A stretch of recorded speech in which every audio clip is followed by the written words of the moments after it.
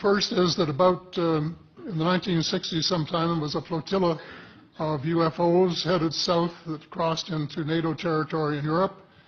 And the Commander-in-Chief of the Supreme Allied Headquarters in Europe was naturally very shaken.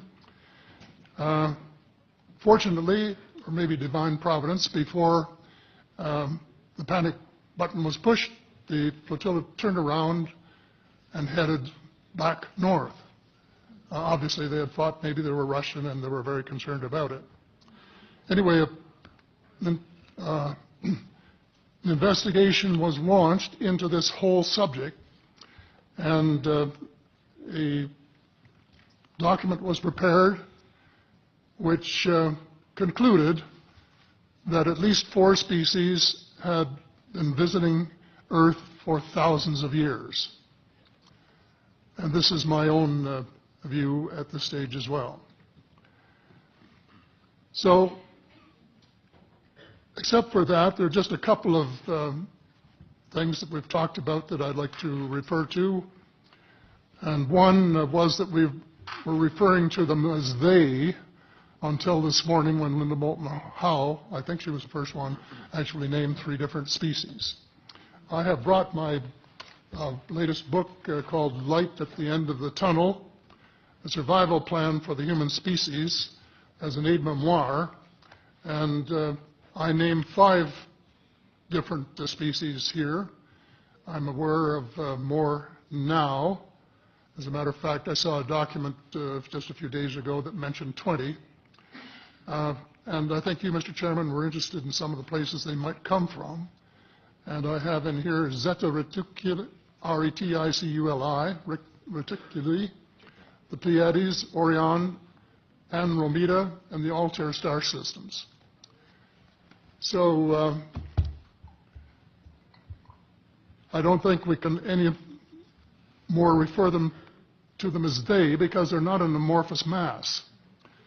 They are different species and consequently may have different agendas. I don't think we can say that they all have the same agenda any more than we could say that the United States, China, and Russia have the same agenda. Our real interests may be very similar, but as of now, our perceived interests are still quite far apart.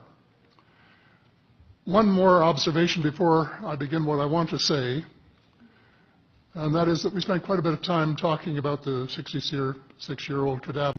Finally say that there are live ETs on Earth at this present time, and at least 2 of them probably working with the United States government. The other species that I learned about not too long ago was called the tall whites. And this is when Paula Harris broke the story just a few years ago. And through her good offices, I had the chance to talk for about 3 hours with former Airman Charles Hall and listen to this absolutely fascinating story of how he was working with, first of all, he was scared out of his skin, but after that, when he got to know them, how he was working with, and finally they became to trust each other and have a good working relationship with the tall whites at the gunnery range at Indian Springs in Nevada. And these tall whites were living on United States Air Force property and working in cooperation with the United States Air Force and sharing technology with them. He wrote a book, incidentally, called Millennial Hospitality.